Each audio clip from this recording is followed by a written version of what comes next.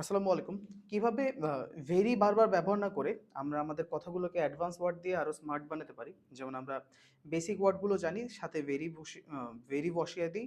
যার কারণে হচ্ছে যে আমাদের কথাগুলো শুনতে অনেক সাধারণ শোনায়। আজকে কিছু অ্যাডভান্স ওয়ার্ড দেখব যেগুলো ভেরি না বসিয়ে আমরা ইউজ করতে পারি।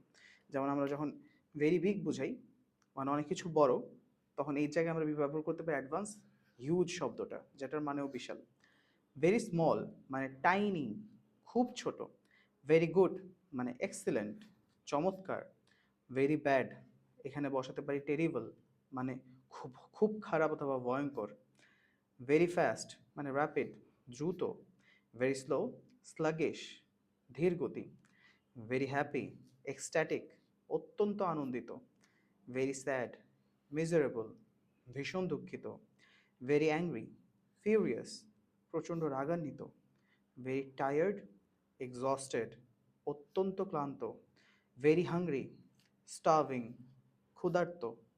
ভেরি থার্স্টি, পার্চড মানে তৃষ্ণায় কাতর। ধন্যবাদ।